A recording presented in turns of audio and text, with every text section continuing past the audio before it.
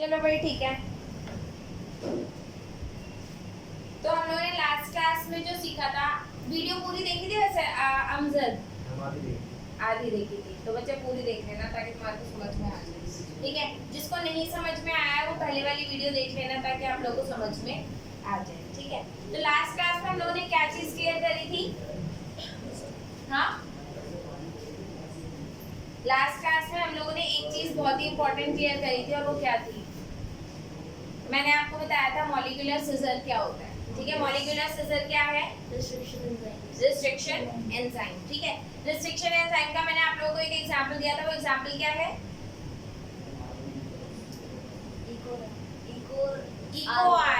Eco R1 is the best example for restriction enzyme, ठीक है। उसके बाद हम लोगों ने और क्या देखा था?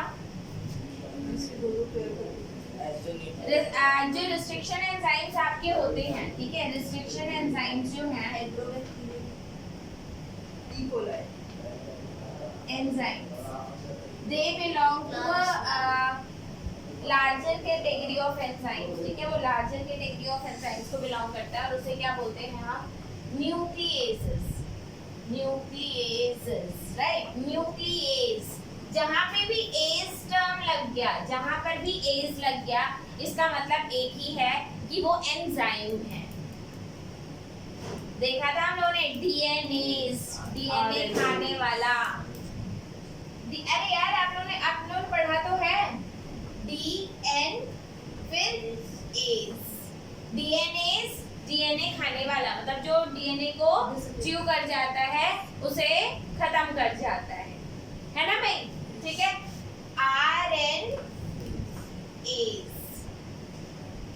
आरएनए को खाने वाला, ठीक है। डीएनए खाने वाला, आरएनए खाने वाला, ठीक है। अब ये है न्यूक्लियस का मतलब क्या है? जो न्यूक्लियोटाइड्स को खाता है। अब देखो, ये है आपका डीऑक्सीराइबोन्यूक्लिक एसिड, ये है आपका राइबोन्यूक्लिक एसिड, है तो दोनों ही क्या? दोनों क्या है? कोई बात नहीं, तो दोनों आपके क्या है? न्यूक्लिक एसिड है, and because both are nucleic acid, इसीलिए ये क्या हो गया? न्यूक्लियस। तो न्यूक्लियस बेसिकली दोनों को, आरएनए और डीएनए दोनों को च्यू कर जाएगा। न्यूक्लियस दो कैटेगरी में आते हैं, हम लोगों ने लास्ट क्लास में भी सीखा था, क्विकली देख लेते हैं। एक होता है endonuclease,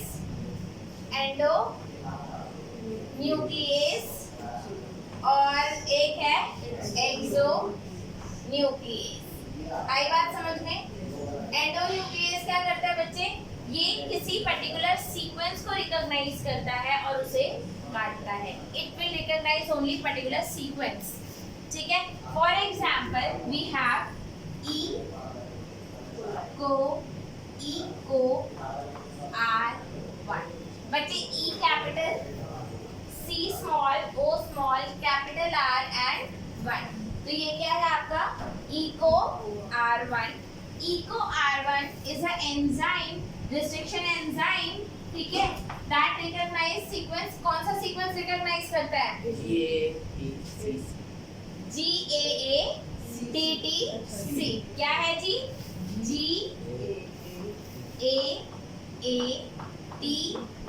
GAATTC।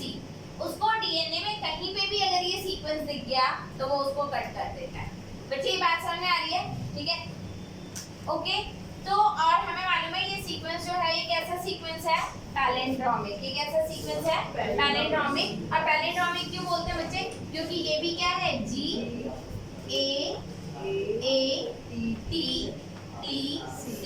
So it is GAATTC। आपको पता है G के साथ C पेयर करता है? अमजद पता है? ठीक है, ये चीजें समझ में आ जाएंगी, ठीक है। ये 6 चैप्टर बेस्ड है, ओके। तो G pairs with C, A pairs with D, D pairs with A। Basically आपका G किसके साथ बॉन्ड बनाता है? C के साथ। C किसके साथ बनाता है? G के साथ। A T के साथ बनाता है, T A के साथ। क्या ये बात समझ में आ रही है? 100% पक्का? Okay, great. GAATTC। और ये कट कहाँ पे मारता है? यहाँ पे पूरा डीएनए होगा, यहाँ पे पूरा डीएनए होगा, ये डीएनए होगा, ये DNA half sequence. It will be from 5 prime to 3 prime. It will be 3 prime to 5 prime. और ये कहाँ पर कट मारता है बच्चे? ये कट मारता है यहाँ पे G के बाद. ये किस में कट मारता है? G के बाद. तो जो फ्रेगमेंट बनकर आता है हमने लास्ट क्लास में ही डिस्कस किया था. ठीक है, एक जगह क्या आ जाएगा? ये वाला फ्रेगमेंट आएगा. तो कैन वी से दैट कि एक जगह हमारा फ्रेगमेंट ऐसा आएगा, ये फ्रेगमेंट बनेगा, राइट? ठीक है, और एक जगह क्या फ्रेगमेंट बनेगा? ऊपर से लेकर के, है ना? मतलब ऊपर वाला जो फ्रेगमेंट बनेगा वो कुछ इस टाइप से बनेगा. This will be like this.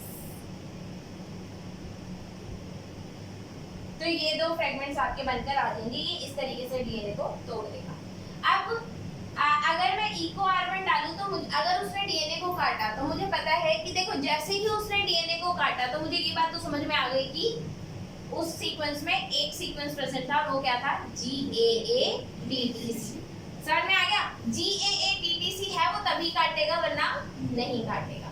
इसीलिए इन्हें हम क्या बोलते हैं? Molecular scissors. ठीक है, so these are called molecular scissor. ठीक है, एंड ऐसे क्या हमारे पास सिर्फ एक ही एंजाइम है which is EcoR1? No, there are n number of enzyme. K, P, N, 1, Hind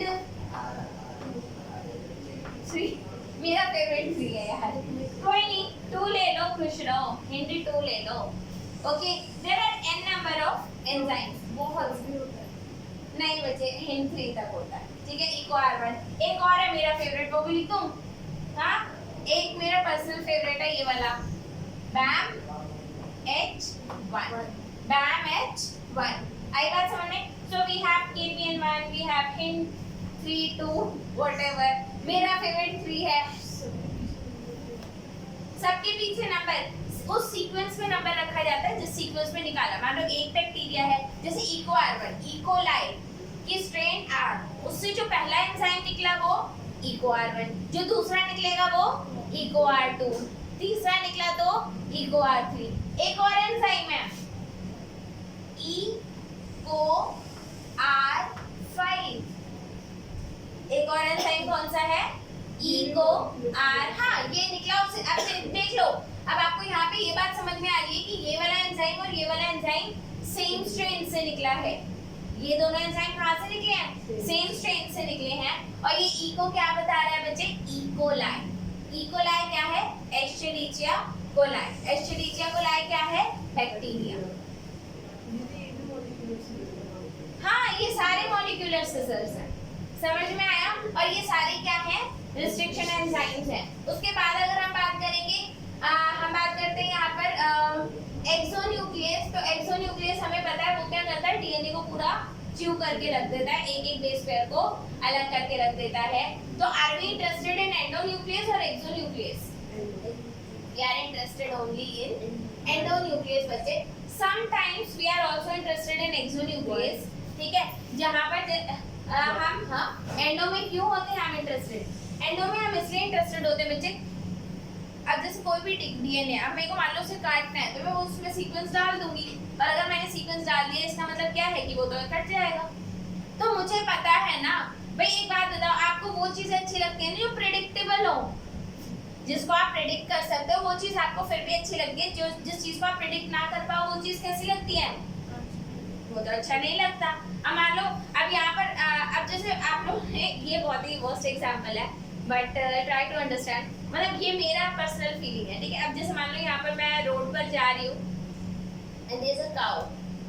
काऊ का बिहेवियर ना फिर भी आप प्रेडिक्ट कर सकते हो कि धीरे धीरे चलती है, ये है. ठीक है, तो you can predict the behaviour. ठीक है, जैसे अगर उसका बिहेवियर भी मैं बोलूँ, कुछ और ऐसे ऑर्गेनिज्म होते हैं लाइक स्क्विरल. ठीक है, हमें पता होता है मैं जैसे उसके पास जाऊंगी वो भाग जाएगा, राइट? ठीक है, ये डॉग्स का ना बिहेवियर प्रेडिक्टेबल नहीं होता है यार. वो कब आकर काट लेंगे पता ही नहीं होता. अब कहाँ वो सनक रहा होगा आके काट लेगा. तो आपको प्रेडिक्टेबल चीजें पसंद है या फिर नॉन प्रेडिक्टेबल? अरे मतलब भैया मेरे yo like it that but I don't like that. ठीक है, ये बात समझ में आ गई। अब हम लोग अपनी क्लास को थोड़ा आगे बढ़ाते हैं। यार आई हेट डॉग्स, तुम्हें पसंद होंगे, मुझे नहीं पसंद है। हाँ अपने घर में लाऊंगी। अरे यार अपने माँ बाप की तरह खाओ। अपने घर में अपने घर में आप 4 हो ना, इतना काफी नहीं है। मम्मा से पूछे, वो बोलेगी पाल तो रखा है। एक भी बहन, इनके घर में 4 है। क्या बच्चे खुशी को मिला के। मैं ये वाला घर बोल रही हूँ। आप बोल देते मेरे पास तो 30-35 है यार, तो टेंशन मत लो। डॉग को तो दूर रखो मुझसे। चलो ओके, इज दिस क्लियर? ठीक है, इन सब बातों को छोड़ दो, तो प्रेडिक्टेबल चीजें ज्यादा बेटर होगी। ओके, लास्ट क्लास में एक चीज हमने बड़ी प्यारी सीखी, ठीक है, और वो जिसको नहीं पता वो तो भैया मैं उसका भगवान ही मालिक है। ठीक है, एंड रमेश बताएगा वो। ओके रमेश जी बताओ, प्लाज्मिड क्या होता है? स्मॉल होते हैं, हाँ हाँ सर्कुलर होते हैं, हाँ। एक्स्ट्रा क्रोमोसोमल होते हैं, हाँ। और मैम सेल्फ रेप्लिकेशन। हाँ, सेल्फ रेप्लिकेटिंग हैं। चार ही बताए। Small circular self replicating extra chromosomal, यही तो होते हैं प्लाज्मिड। क्या होते हैं? Plasmids are small circular self replicating extra chromosomal. आ रही बात समझ में? आ रही है पक्का? प्लाज्मिड्स मैंने आपको कहा था कि उसमें हर वो कैरेक्टर है, सारी वो प्रॉपर्टीज हैं जो एक साइंटिस्ट को चाहिए। भाई अपने आप रेप्लिकेट कर जाता है, छोटा है। साइंटिस्ट को छोटी चीजें पसंद होती है। व्हाई? साइंटिस्ट को छोटी चीजें क्यों पसंद होती हैं? क्योंकि जल्दी जल्दी भाई सही बात है, ठीक है, कम खर्चा लगेगा, जल्दी निकल गया, जल्दी डल गया, राइट? तो प्लाज्मिड्स जो होते हैं बच्चे हमारे, प्लाज्मिड्स अब देखो बायोटेक्नोलॉजी में हम लोगों ने देखा था, जैसे मान लो ये आपका वो ऑर्गेनिज्म है, ये क्या है? ऑर्गेनिज्म, ठीक है, ये वो ऑर्गेनिज्म है जहां पर आपका जीन ऑफ इंटरेस्ट है। क्या है जी? Gene of interest. Gene of interest क्या है? वो जीन जो मैं किसी में डालना चाहती हूँ। मान लो ये ऑर्गेनिज्म है, ये ऑर्गेनिज्म आपका बैक्टीरिया भी हो सकता है, ये ऑर्गेनिज्म बैक्टीरिया भी हो सकता है, ये ऑर्गेनिज्म कोई प्लांट भी हो सकता है, ये ऑर्गेनिज्म एक्चुअली कुछ भी हो सकता है। यहाँ पर जीन ऑफ इंटरेस्ट है। जीन ऑफ इंटरेस्ट मतलब जो जीन आपको पसंद आ गया कि अब आप इसके साथ काम करना चाहते हो, जीन ऑफ इंटरेस्ट। आई बात समझ में? आपने इस ऑर्गेनिज्म का आइसोलेट किया, आइसोलेट क्या किया? जीनोमिक डीएनए, जीनोमिक डीएनए क्या आइसोलेट किया? Genomic DNA. जीनोमिक डीएनए क्या होता है? पता है जीनोमिक डीएनए? नहीं पता? Genomic DNA Himanshi? Plasmid oh genomic DNA genomic DNA भाई, जीनोमिक डीएनए नॉर्मल डीएनए नहीं पता? None of you? अरे भाई जीनोमिक डीएनए तो पता होना चाहिए। पर्टिकुलर जीन ना ना ना, जीनोमिक डीएनए बहुत ज्यादा स्पेशल है, और जीनोमिक डीएनए हमारा होता है total DNA content present in the organism, जितना भी उसको बोलते हैं जीनोम, ठीक है? टोटल ये आपने बताया। DNA content of a organism, of an organism, this is known as genome. ठीक है, तो जीनोम जो भी हमारे क्रोमोसोम्स है, जैसे हमारा जीनोम क्या इंक्लूड करता है? 46 क्रोमोसोम्स, राइट? हमारा मतलब ह्यूमंस का। ओके, तो आपने उसका क्या आइसोलेट किया? Genomic DNA. आपने उसका जीनोमिक डीएनए आइसोलेट किया। क्या जीनोमिक डीएनए को आइसोलेट किया जा सकता है? हाँ जी, किया जा सकता है। अब वो जीनोमिक डीएनए कैसा आ गया? भाई ऐसा ऐसा ऐसा ऐसा, भाई ऐसा सही होगा कुछ कुछ, राइट? ये जीनोमिक डीएनए आपका। आई बात समझ में? जीनोमिक डीएनए क्लियर हुआ? ओके, इस जीनोमिक डीएनए में यहाँ पर ये जो है आपका, ये है आपका जीन ऑफ इंटरेस्ट। ये क्या है? जीन ऑफ इंटरेस्ट, ठीक है? ये जीन ऑफ इंटरेस्ट है। आपने क्या किया? इस जीन ऑफ इंटरेस्ट को यहाँ से काट दिया, यहाँ से काटा और यहाँ से काटा, ठीक है। अब आपके पास क्या आ गया, नाउ यू हैव अ, तो you have cut the genomic DNA with suitable restriction enzyme. तो cut the genomic DNA with suitable enzyme, with suitable restriction enzyme, suitable restriction enzyme. Enzyme को मैं ऐसे लिख रही हूँ, ठीक है। तो अब आपके पास क्या आ गया, ये आपका डीएनए और ये आपका जीन ऑफ इंटरेस्ट। ये क्या है, जीन ऑफ इंटरेस्ट। आई बात समझ में, ठीक है।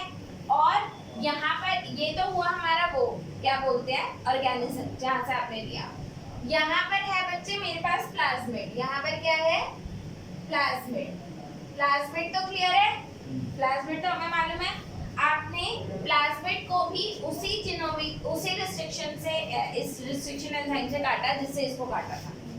Now cut the plasmid with same restriction enzyme, same restriction enzyme. तो आपको उसको सेम रिस्ट्रिक्शन एंजाइम से काटना है। और जब आप उसको सेम रिस्ट्रिक्शन एंजाइम से काटोगे तो ये क्या हो जाएगा, यहाँ पर आपका प्लाज्मिड था,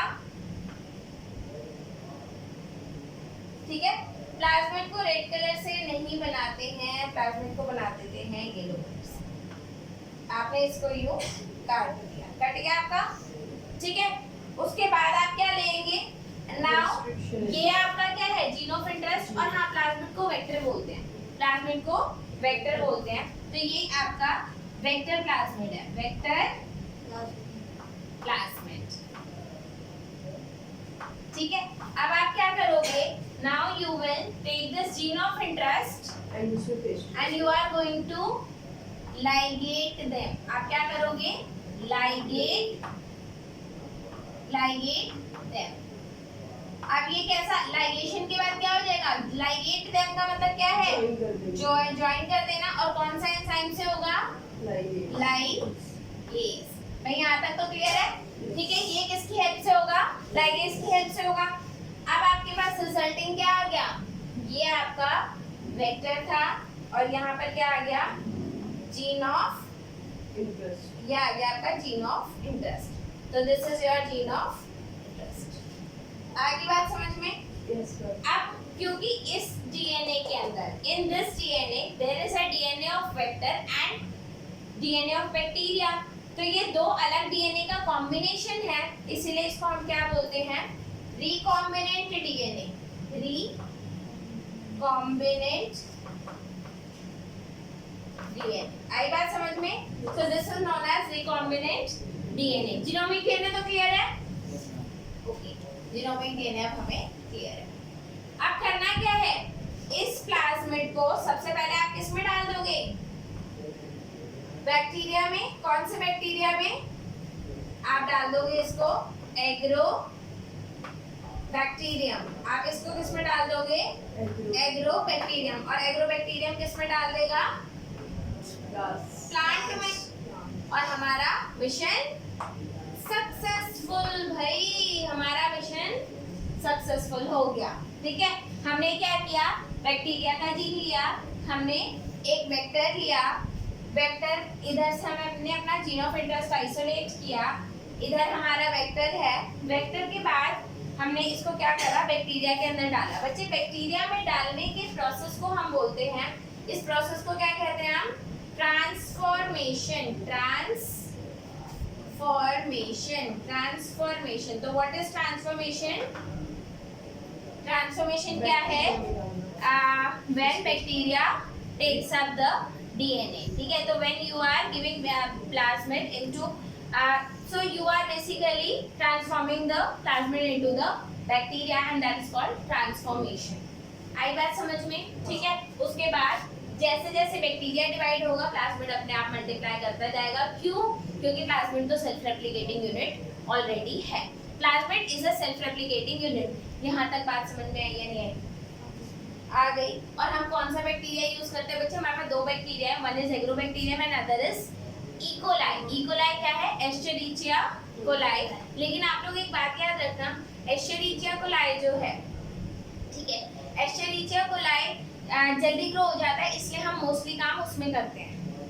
जब एक बार हमारा काम हो गया उसके बाद हम उसको किसमें डालते हैं? एग्रो में डालते हैं, क्योंकि एग्रो को ग्रो करने में कितना टाइम लगता है? 36 आवर्स। ई कोलाई को ग्रो करने में कितना टाइम लगता है? 16 आवर्स। 16 घंटे में वो ग्रो हो जाता है। मतलब आज रात को अगर मैंने ई कोलाई लगाया, कल सुबह तक उसकी ग्रोथ आ जाएगी।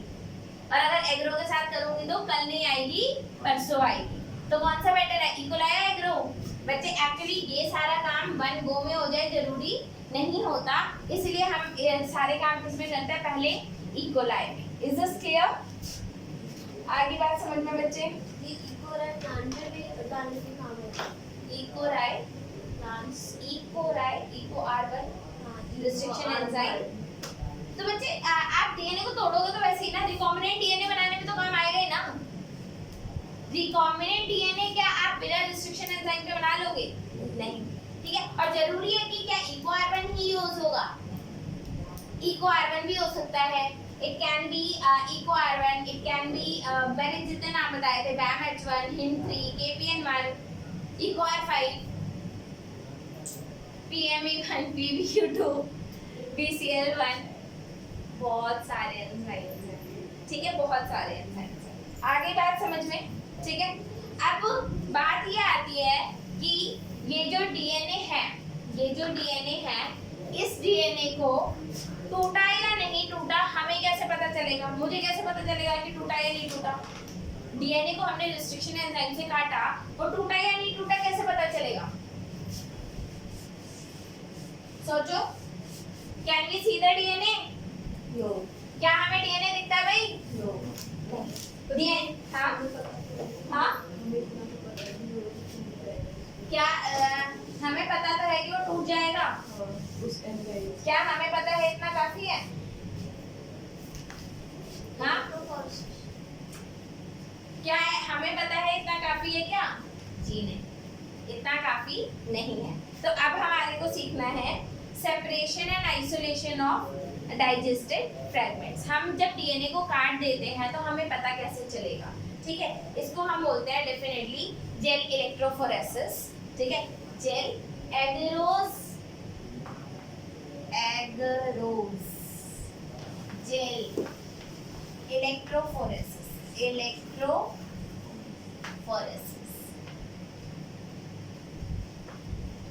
ये प्रोसेस का नाम है, ठीक है। अब ये कैसे काम करता है? लेट अस सी। हाँ, मैं आप लोगों को बताऊंगी, ठीक है। तो आप लोगों को मालूम है डीएनए पे कौन सा चार्ज होता है? डीएनए पे कौन सा चार्ज होता है? Negative. DNA are negatively charged, negatively charged particles, negatively charged particles, right. आपके डीएनए क्या है? नेगेटिवली चार्ज्ड पार्टिकल्स, ठीक है। तो they are negatively charged, okay. आपको पता है movement of charges is electricity, movement of charges electricity. तो हम क्या करते हैं? We use to make a gel, agarose gel. हम क्या बनाते हैं? एगरोस जेल, ठीक है। कल ही पढ़ा रहे थे, हाँ, कल ही पढ़ा रहे थे कौन? आप क्या? एगार हाँ हाँ हाँ हाँ, अरे हाँ बिल्कुल, ठीक है। We have to do that, okay. हमने एक एगरोस जेल बनाया। कैसे बनाते हैं बच्चे? एक पाउडर होता है जिसको बोलते हैं एगरोस, एक पाउडर होता है जिसको क्या बोलते हैं? एगरोस। अगर आप उस पाउडर को अगर आप पानी में डाल के उसको बॉईल कर दो और बॉईल करने के बाद उसे किसी शेप में डाल करके ठंडा कर दो, जैसे कि आप मान लो लड्डू बनाते हो ना, लड्डू नहीं, यार क्या बनाया जाता है, तुम्हें तो खानों के ना नाम भी नहीं पता, गुड़ के वो जो वो बनाते हैं यार, एक तिल वाला गुड़ बनाया, अरे वो छोड़ो, मूंगफली वाले जो गुड़ पट्टी होती है, ठीक है, उसको ले लो, ठीक है। तो क्या करते हैं? गुड़ को भैया बॉईल करते हो, उसके बाद उसे जिस भी बर्तन में डालोगे वो उसकी शेप ले लेता है और फिर सूखेगा, सॉलिड हो जाएगा। यस, समझ गए। ऐसा ही कुछ आप एगरोस जेल बनाने में करते हो, लेकिन इसकी जो जेल होती है ना, बाय गॉड बड़ी मस्त सी होती है, बड़ी अच्छी सी होती है, ठीक है, क्योंकि इसकी जेल थोड़ी जेली टाइप की सी होती है, ठीक है। इसकी जेल कैसी होती है? थोड़ी जेली टाइप की सी होती है। तो ये जेल होता है, जेल आपने बना दिया, हमारे पास कास्टिंग ट्रे होती है, उसके अंदर जब आप डाल देते हो, डालने के बाद क्या होता है कि अब उसने उसकी शेप ले लिया, अब हमें अपना डीएनए लोड करना है, डीएनए डालना होता है। तो बच्चे हम उसके अंदर एक कॉम्ब लगाते हैं जिसकी वजह से वेल बन जाता है। हम क्या लगाते हैं? कॉम्ब लगाते हैं जिसकी वजह से वेल्स बन जाते हैं, ठीक है। वेल, वेल मतलब भाई गड्ढा। अब ये सोच लो कि आपको जैसे मान लो सीमेंट हो रहा है, मतलब जैसे जमीन बनाते हैं ना, तो सीमेंटिंग हो रही है और उस टाइम आप यहाँ पर खड़े हो जाओ तो वो निशान छप जाएंगे, ठीक है। तो वो आपके पैर क्या कर रहे हैं? वो निशान बना रहे हैं, वो निशान क्या है? वेल्स है। तो जब ये जम रहा होता है उसके टाइम में हमें कॉम्ब, आपने देखा ना कॉम्ब, वैसा घुसा देते हैं। तो जब वो जमता है तो हम उस कॉम्ब को निकाल लेते हैं। अब उसके क्या पड़ गए? इंप्रेशन, गड्ढे, गड्ढे कह सकते हो, वेल, वेल बन गया। अब वो वेल बन गया, अब आपने उसके अंदर अपना डीएनए डाल दिया। अब आपने अपना उसके अंदर क्या कर दिया? डीएनए डाल दिया, ठीक है। इधर डीएनए क्या है? Negatively charge. डीएनए पे क्या चार्ज है? नेगेटिव चार्ज है। इधर होता है नेगेटिव चार्ज, इधर होता है पॉजिटिव चार्ज। तो जब करंट मूव करता है, जब करंट मूव करता है तो डीएनए क्योंकि नेगेटिव है तो वो किस तरफ मूव करता है? पॉजिटिव चार्ज की तरफ मूव करता है। आप कहोगे अरे भाई डीएनए को मूव करा के हमें क्या करना? हमें कैसे पता चलेगा कि डीएनए का साइज क्या है या क्या चीजें हैं? ठीक है, हमें कैसे पता चलता है वो मैं बताती हूँ आप लोगों को। हमें इस तरीके से पता चलता है क्योंकि आप सुनो, डीएनए का साइज अलग अलग है। जब डीएनए का साइज अलग अलग है तो वो अलग अलग स्पीड से मूव करता है अलग अलग जगह। जैसे मान लो एगरोस क्या है?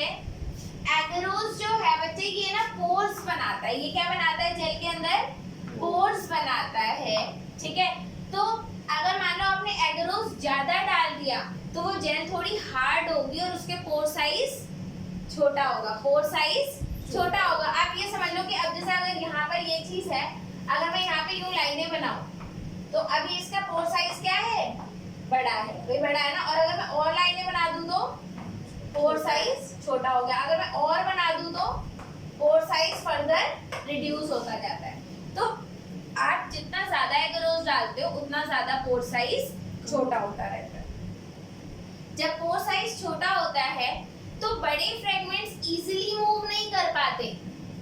बड़े फ्रेगमेंट्स इजीली मूव नहीं कर पाते, वो ऊपर की तरफ रह जाते हैं। छोटे फ्रेगमेंट्स घूम करके आगे चले जाते हैं, ठीक है। तो आपका छोटा फ्रेगमेंट जो था वो इधर आ गया, बड़ा फ्रेगमेंट इधर हो गया, उससे बड़ा इधर हो गया, उससे बड़ा इधर हो गया, उससे बड़ा इधर हो गया।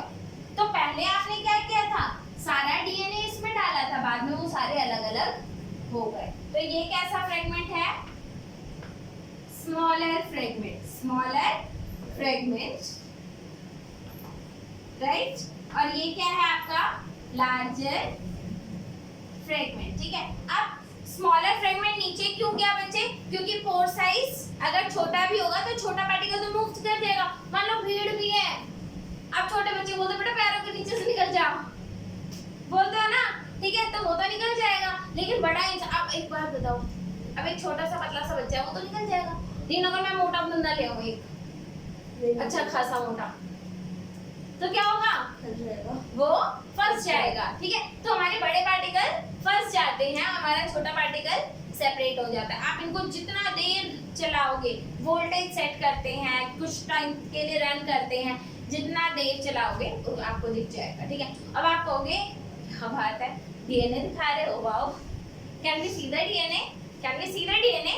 नहीं, we can not see the DNA. अरे भैया हमें डीएनए नहीं दिखता, और ये बात ट्रुथ है, यूनिवर्सल ट्रुथ है, हमें डीएनए नहीं दिखता, ठीक है। तो हम इधर कैसे देखेंगे डीएनए को? हमें कैसे पता चलेगा कि छोटा फ्रेगमेंट नीचे बड़ा फ्रेगमेंट ऊपर है?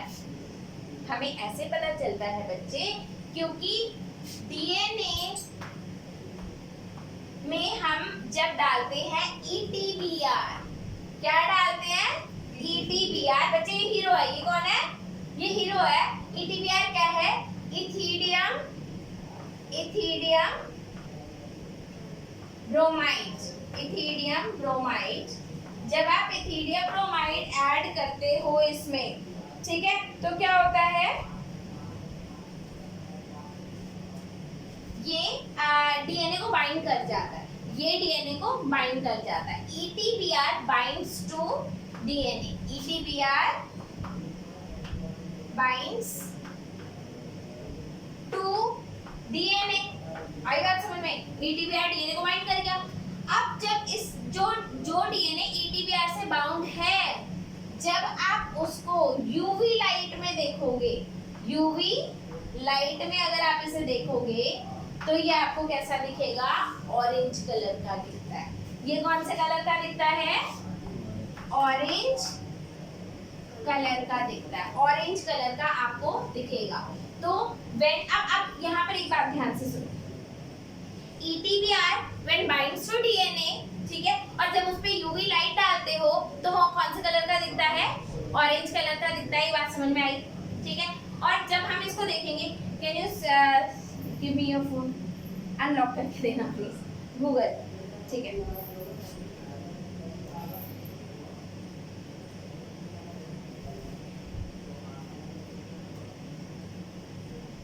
अरे अपने आप बंद हो गया। अरे मैं ना चला पाऊंगा। DNA on agarose gel, DNA on agarose gel images. Orange colour का पिक्चर, यस, क्या बात, क्या ब्यूटीफुल पिक्चर्स हैं। सी दिस,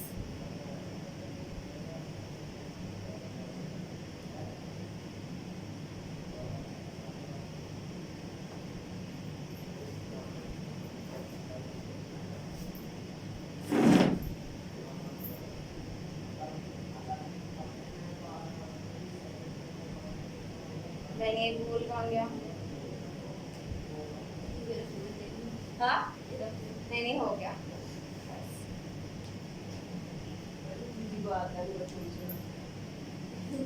ये देखो, ये ऐसा सा दिखता है। ये कैसा सा दिखता है? कुछ इस टाइप का सा। आपको दिख रहा है? ये ऑरेंज कलर दिख रहा है? हाँ, ये इसका ब्राइटनेस बढ़ा दे। हाँ, ब्राइटनेस कर दो ना। ठीक है। तो is this visible?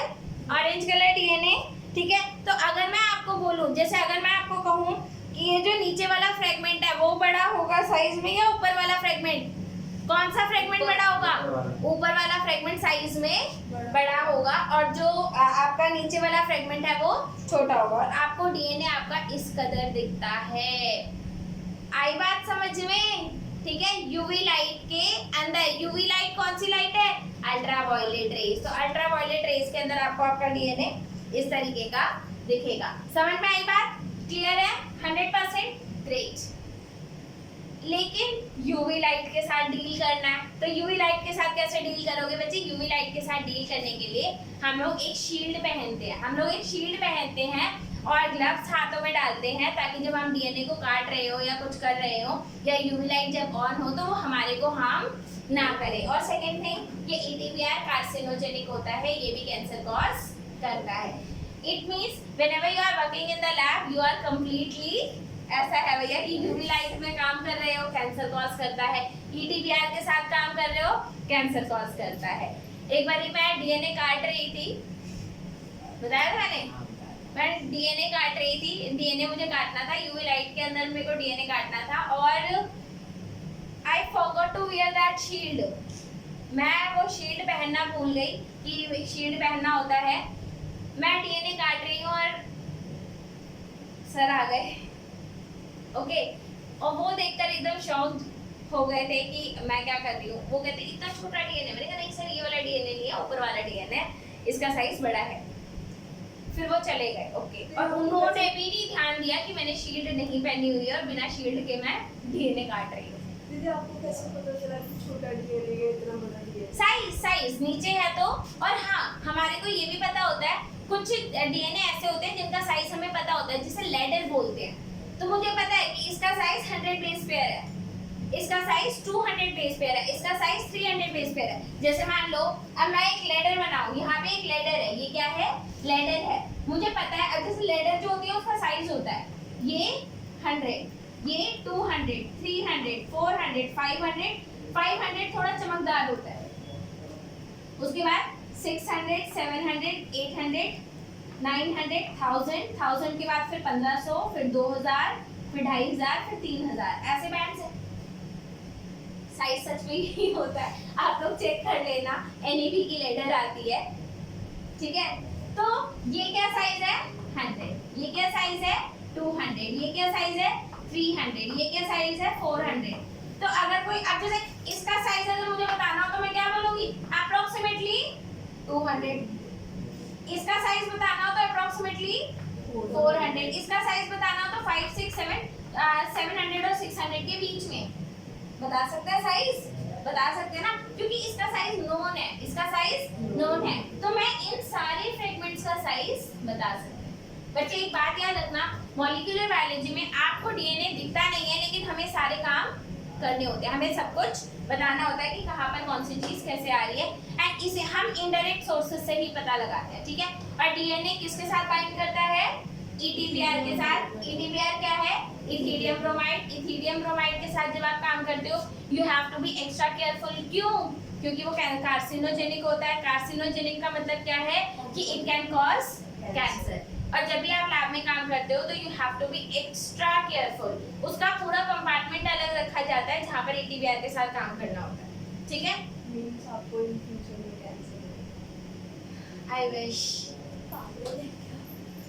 I wish. और डॉक्टर तो तुम्हें तभी बना रही हूँ ताकि मेरा कैंसर हो तो ठीक कर देना, ठीक है। डॉक्टर बनना है नहीं बनना, हाँ, कैंसर बायोलॉजी पे काम करना है यार। इज दिस क्लियर बच्चे, ये बात समझ में आ गई, पक्का, ओके। अब इसके बाद है इसके बाद आता है आपका क्लोनिंग वेक्टर्स। आई होप आप लोगों को ये एगेरोस जेल इलेक्ट्रोफोरेसिस समझ में आ गया।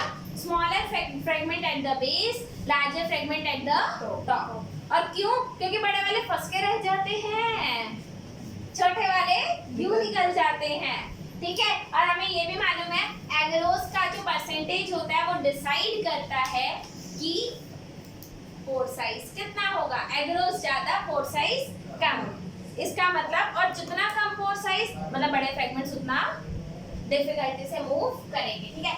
अब हम लोग आते हैं बच्चे वेक्टर्स पे। अब हम किस पे आते हैं, वेक्टर्स पे आते हैं। अब वेक्टर्स को देखते हैं कि वेक्टर्स का क्या सीन है। चेक करें जी वेक्टर्स का भी सीन, हाँ जी, ये जीन थेरेपी में भी यूज हो रहा है सब जगह बहन, सब जगह, ठीक है। जब भी आप डीएनए के साथ काम करते हो तो ये सारी टेक्निक्स हैं। आप लोगों को मालूम है एक्चुअली मैंने ना इनके साथ बहुत ज्यादा काम किया हुआ है, तो मुझे एक्चुअल में पता है कि क्या पेन होता है डीएनए को तोड़ने का, डीएनए को जोड़ने का। अगले दिन, अरे बहन 2 दिन हमारे साथ क्या हुआ, I was setting up the reaction for ligation for 2 days। 2 दिन बाद आके देख लो जी लाइगेट ही नहीं हुआ, पेन होता है, बाय गॉड सच में पेन होता है, ठीक है। ये सारी चीजें तब भी होती हैं जब आप कोविड का टेस्ट कराने जाते हो। जब आप कोविड का टेस्ट कराने जाते हो, कौन सा टेस्ट कराते हो, आरटीपीसीआर, क्योंकि जो कोरोना वायरस है वो क्या है, आरएनए वायरस है ना बच्चे। कोरोना वायरस क्या है, आरएनए वायरस है। तो आरएनए वायरस को पहले हम लोग किस में कन्वर्ट करते हैं, डीएनए में कन्वर्ट करते हैं। डीएनए से फिर हम रियल टाइम पीसीआर लगाते हैं। एंड मैंने हमारी लैब में हम लोगों ने रियल टाइम पीसीआर किया हुआ है। मुझे मालूम है कि जब हमारे को रियल टाइम पीसीआर करना होता है then we used to consider कि कम से कम हफ्ता 10 दिन लगेगा। लेकिन आरटीपीसीआर का रिजल्ट आपको कितने दिन में मिलता है, मतलब मैं कह रही हूँ मुझे दे दो काम, मैं 10 दिन में करूँगी। आप कहोगे में कैसे मिलता है बच्चे, एक्चुअली क्या होता है उनका सारा सेट प्रोटोकॉल है, हमारा सारा सेट नहीं होता ना, हमारे को सारी प्रिपरेशन करनी पड़ती है, उनका सब कुछ सेट है। अब एक बात बताओ, आप ऑलरेडी समोसा बना रहे हो, ठीक है, कोई आया भाई समोसा दे दे, ले भाई ले ले। अब मान लो आप समोसा बनाते ही नहीं हो, कोई आए भाई समोसा बना दो, कितना आप बोलोगे ना भाई 1 दिन प्रिपरेशन के लिए चाहिए, 1 दिन प्रिपरेशन के लिए चाहिए, दूसरे दिन मैं बनाऊंगी तब तेरे को समोसा मिलेगा, मतलब 1.5 दिन, मतलब 1.5 डे कम से कम। और वो भी अगर इमीडिएट एक्शन लिया गया तो, अगर इमीडिएट एक्शन नहीं लिया गया तो बेटा भूल जाओ, हफ्ते भर तक आज मैं भूल गई, आज मेरे को आटा नहीं मिला, कल मेरे को आलू नहीं मिला, आलू खट्टे, ओ सॉरी खट्टे तो नहीं होते, मीठे थे। आलू करते आई बात समझ में? तो इस तरीके की चीजें भी होती है। ओके, इसके बाद आता है बच्चे क्लोनिंग वेक्टर्स। क्लोनिंग वेक्टर्स, तो अगला टॉपिक है आपका क्लोनिंग वेक्टर्स। क्लोनिंग वेक्टर्स बच्चे, जो आपके क्लोनिंग वेक्टर्स हैं, ठीक है, इनमें कुछ प्रॉपर्टीज होनी चाहिए, इनमें कुछ प्रॉपर्टीज होनी चाहिए। और पहली प्रॉपर्टी है वो है ओरिजिन ऑफ रेप्लिकेशन। वो वेक्टर किसी काम का नहीं है जिसके अंदर कोई ओरिजिन ऑफ रेप्लिकेशन नहीं है, वो वेक्टर हमारे किसी काम का नहीं है। और क्यों काम का नहीं है भाई? वो मल्टीप्लाई नहीं कर पाएगा। मान लो, अब एक बात बताओ, ये बहुत गंदा एग्जांपल है बट अगेन सुन लो, ठीक है। अब मान लो अगर मेरे को पता है कि जैसे कोई बच्चा बॉर्न हुआ और 5 साल की एज में इसकी डेथ ही हो जाने वाली है, will I work on that बच्चा? मन नहीं करेगा ना यार। हालांकि पेरेंट्स ऐसा करते ही है, हालांकि पेरेंट्स ऐसा नहीं करते क्योंकि उनके लिए तो लास्ट डे तक भी बच्चा उनका इम्पोर्टेंट होता है, ठीक है। लेकिन पेरेंट्स काम इसीलिए कर रहे हैं ना आप लोग, क्यों? क्योंकि उन्हें पता है कि आप हमेशा जियोगे, कम से कम 70-80 साल तो जियोगे, राइट, ठीक है। तो अगर बैक्टीरिया मल्टीप्लाई करेगा ही नहीं, मानो मैंने डीएनए तोड़ दिया, जोड़ दिया, रिकॉम्बिनेंट बना दिया, बैक्टीरिया में डाल दिया, वो रेप्लिकेट ही नहीं किया, फायदा? मैं इतनी मेहनत क्यों करूं? क्योंकि इस काम को करने में मेहनत तो लग रही है ना, तो इतनी मेहनत हम नहीं करेंगे। तो सबसे पहला जो चीज है वो क्या है? Origin of replication. और ओरिजिन ऑफ रेप्लिकेशन को हम क्या बोलते हैं बच्चे? इसे हम बोलते हैं ओरी। इसे क्या बोलते हैं? ओरी। तो ओरी होना बहुत ज्यादा जरूरी है, ठीक है। Ori is very much important so that it can maintain its copy number. तो ओरी किसने चाहिए होता है? To maintain the copy number of plasmid in bacteria। तो ये क्यों चाहिए होता है ori? To maintain the copy number of plasmid in bacteria. समझ में आ गई बात? पक्का? ग्रेट। इसके बाद सेकंड चीज जो सबसे ज्यादा इंपॉर्टेंट है और वो क्या है? Selectable marker. सेकंड चीज इंपॉर्टेंट क्या है? Selectable marker. सेलेक्टेबल मार्कर क्या होता है? ये बड़ी इंपॉर्टेंट चीज है, अत्यंत। आप कहोगे जी अभी तो उसको इंपॉर्टेंट बता रहे थे। अरे दोनों है यार, माँ भी जरूरी है, बाप भी जरूरी है, दोनों है ना। किसी एक से काम नहीं चलता, चलाना नहीं। इधर उधर तो फिर भी चल जाएगा, इधर फिर भी नहीं चलेगा इधर, क्योंकि दोनों चीजें जरूरी है, ठीक है। सेलेक्टेबल मार्कर बहुत ज्यादा इंपॉर्टेंट होता है। मैंने आप लोगों को बताया था, शायद मनस्वी थी उस क्लास में, एंटीबायोटिक रेजिस्टेंस। उस क्लास में मैं थोड़ा बहुत एक्सप्लेन कर रही थी, तुम चली गई तब तक। हाय हाय, चलो कोई बात नहीं, ठीक है। सो बेसिकली अब मान लो ये आपका बैक्टीरिया, ये आपका बैक्टीरिया, कौन सा बैक्टीरिया? Escherichia coli. कौन सा बैक्टीरिया? Escherichia coli. बच्चे ये आपका रिश्तेदार है, ये आपका रिश्तेदार है, फैमिली मेंबर है, दोस्त समझो इसको। भाई एक बात बताओ, दोस्तों के तो नाम रखते हैं, हाँ भाई मनस्वी, मनु, कर दिया ना, कर दिया। निकनेम किसका रखा जाता है? जो आपका बहुत क्लोज होता है। अब खुशी का पता नहीं क्या रखा जाएगा, खुशी का छोड़ो जाते, ठीक है। तो जो बंदे क्लोज होते हैं उन्हीं का नाम तो रखा जाता है। अब देखो ये हमारे इतना क्लोज है कि इसका निकनेम क्या रख दिया? इकोलाई। इसी को इकोलाई बोलते हैं। कल को बोलो मैडम आपने इकोलाई कराया था स्कूल में, तो एस्चेरिचिया कोलाई करा रहे हैं। मैं कहूंगी भैया गंगाधरी शक्तिमान है, राइट, ठीक है। तो आपका एस्चेरिचिया कोलाई ही इकोलाई है। कल को ये मत बोलना ये दोनों अलग अलग बातें हैं, ठीक है। ये इकोलाई है। अब ये इकोलाई, ठीक है, अब मैंने इसके अंदर ये वेक्टर जो है वो ट्रांसफॉर्म कर दिया। क्या कर दिया? ट्रांसफॉर्म कर दिया, ठीक है। और अब ये बैक्टीरिया ऐसा हो गया, ठीक है। इस बैक्टीरिया को कैसे सेलेक्ट करूं, इस बैक्टीरिया को कैसे सेलेक्ट करूं। मुझे अब देखो, अगर यहाँ पर ये वेक्टर है, यहाँ पर अगर ये प्लाज्मिड है, और अगर मैं यहाँ पर ट्रांसफॉर्म करवा दूं, अगर मैं ट्रांसफॉर्म करवा दूं तो तीन सिचुएशन होती है बच्चे, दो सिचुएशन होती है। पहला कि आपके बैक्टीरिया के अंदर वेक्टर नहीं गया, नो वेक्टर, यहाँ पर क्या हुआ, vector was not integrated into the bacteria, इसमें ट्रांसफॉर्म नहीं हुआ, और इस वाले बैक्टीरिया में ट्रांसफॉर्म हो गया। तो मैं अपने ट्रांसफॉर्मेंट, अच्छा ये ट्रांसफॉर्म किया ना, ये जो बनकर आया ये क्या आया, ट्रांसफॉर्मेंट। अपने ट्रांसफॉर्मेंट्स को नॉन ट्रांसफॉर्मेंट से कैसे अलग करें, इन दोनों को अलग कैसे करें, अलग तो ऐसे ही किया जा सकता है कि ये कुछ एडवांटेज दे रहा हो, ये कुछ एडवांटेज दे रहा हो, तो उसे बोलते हैं हम सेलेक्टेबल मार्कर। उसे क्या बोलते हैं, सेलेक्टेबल मार्कर। सेलेक्टेबल मार्कर जैसे एम्पिसिलिन, एम्पिसिलिन क्या है, और जनरली सेलेक्टेबल मार्कर्स क्या होते हैं, antibiotic resistance. Generally selectable marker क्या होते हैं, एंटीबायोटिक रेजिस्टेंस। तो जैसे ये क्या हो गया, एम्पिसिलिन, हाँ एम्पिसिलिन। दूसरा होता है कैनामाइसिन, कैनामाइसिन,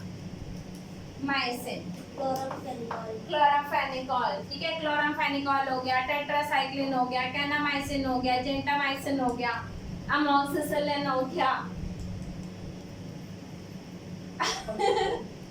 कोई बात नहीं, बहुत सारे एंटीबायोटिक जीन्स होते हैं, ठीक है। तो हमने क्या किया, एंटीबायोटिक, अब देखो पहले क्या था, इस बैक्टीरिया को अगर मैं एम्पिसिलिन की प्लेट पे ग्रो करूं, अगर मैं इसको एम्पिसिलिन की प्लेट पे ग्रो करूं तो ये बैक्टीरिया मर जाएगा, ये क्या कर जाएगा, मर जाएगा, इट विल डाई। लेकिन अगर इसके अंदर, अच्छा इस वाले प्लाज्मिड में एक जीन था, उस जीन का नाम क्या था, एम्पिसिलिन रेजिस्टेंस जीन। क्या है ये, एम्पिसिलिन रेजिस्टेंस जीन। तो अगर ये वाला वेक्टर इसके अंदर आ गया तो क्या होगा, नाउ बैक्टीरिया विल सरवाइव। अब क्या करेगा, सरवाइव कर जाएगा। आई बात समझ में। तो अगर आपने जो नॉन ट्रांसफॉर्मेंट है वो उस एंटीबायोटिक पे मर जाएंगे, लेकिन अगर ट्रांसफॉर्म हो गया तो वो सरवाइव कर जाएंगे। तो सरवाइव करेगा या नहीं करेगा,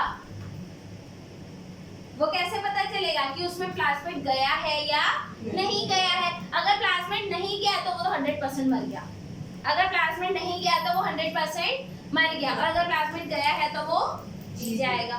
आई बात समझ में। तो क्या सेलेक्टेबल मार्कर इंपॉर्टेंट है, हाँ जी, हाँ बहुत ज्यादा इंपॉर्टेंट है। तो पहला आपका क्या है, एम्पिसिलिन, क्लोराम्फेनिकोल, टेट्रासाइक्लिन, कैनामाइसिन, ये सब आपके क्या है, सेलेक्टेबल मार्कर हैं।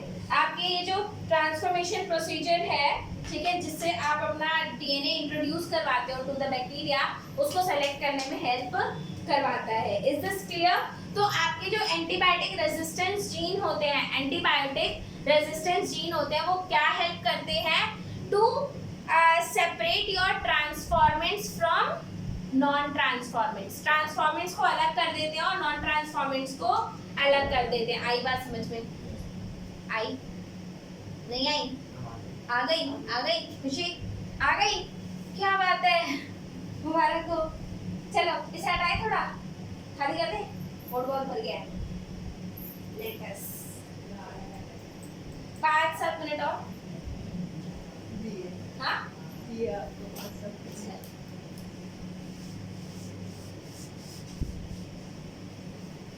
तो पहली चीज क्या है वेक्टर के लिए जो जरूरी है, पहली चीज क्या जरूरी है, ओरिजिन ऑफ रेप्लिकेशन। पहली चीज तो वेक्टर के अंदर क्या क्या चीजें होनी चाहिए बच्चे, पहला है आपका फर्स्ट थिंग इज दैट ओरी होना चाहिए। ओरी क्या है, ओरिजिन ऑफ रेप्लिकेशन, क्योंकि उसको अपने आप को रेप्लिकेट करना तो बहुत जरूरी है। Origin of application. दूसरा क्या है? Selectable marker. सेलेक्टेबल मार्कर, ठीक है। सेलेक्टेबल मार्कर क्या है आपके? Ampicillin resistance gene, ampicillin resistance gene, ठीक है। कैनामाइसिन रेजिस्टेंट, कैनामाइसिन, ये सारे बैक्टीरिया की ग्रोथ को इनहिबिट करते हैं unless they have a resistance gene, ठीक है। तीसरी चीज है बच्चे जो सबसे ज्यादा इंपॉर्टेंट है और वो है cloning site. Cloning site, cloning site जहां पर रिस्ट्रिक्शन एंजाइम का सीक्वेंस प्रेजेंट हो उसे बोलते हैं हम क्लोनिंग साइट, ठीक है। हालांकि ये टॉपिक बहुत बढ़िया टॉपिक है। मैं आपको सिर्फ एक ही बात अभी क्लियर करूंगी, डिटेल में हम नेक्स्ट क्लास में करेंगे क्योंकि मैं अभी पूरा डिटेल में तो नहीं करा सकती, ठीक है। तो यहाँ पर सबसे ज्यादा इंपॉर्टेंट चीज ये है बच्चे कि एक वेक्टर में एक रिस्ट्रिक्शन एंजाइम की एक साइट होनी चाहिए या multiple? One restriction enzyme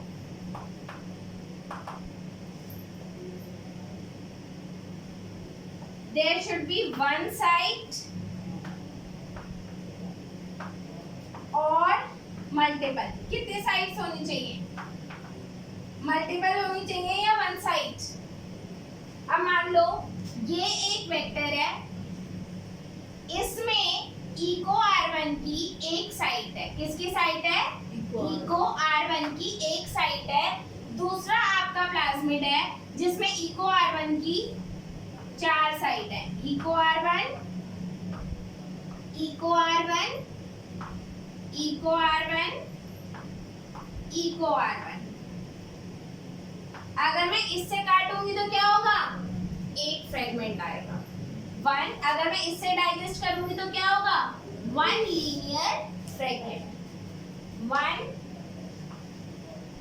linear fragment. लेकिन अगर इससे काटूंगी तो फोर लीनियर फ्रेगमेंट्स, 1 2 3 4। किसके साथ डील करना आसान है? किसके साथ डील करना आसान है?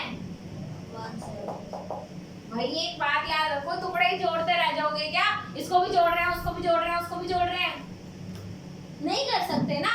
तो कभी भी एक वेक्टर के अंदर मल्टीपल रिस्ट्रिक्शन एंजाइम्स नहीं डाले जाते। क्यों नहीं डाले जाते? क्योंकि वो प्लाज्मिड के टुकड़े टुकड़े करके रख देगा और हम टुकड़े टुकड़े नहीं चाहते। हम चाहते हैं कि भाई अगर मैं एक एंजाइम से काट रही हूँ तो एक फ्रेगमेंट आए, मैक्स टू मैक्स कभी कभार हम चाहते हैं कि 2 फ्रेगमेंट्स आ जाए। लेकिन वो स्पेशल केस होते हैं जहां पर ये चीज रिक्वायर्ड होती है कि आपके 2 फ्रेगमेंट्स आए।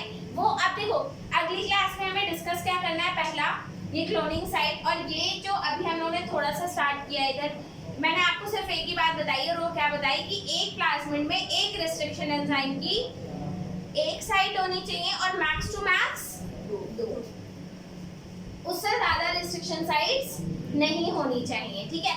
आगे कैसे हम क्लोन करते हैं, कैसे सेलेक्ट करते हैं, तो नेक्स्ट क्लास विल बी, ठीक है। ओके चलो बाकी रिवाइज वगैरह कर लेना यार।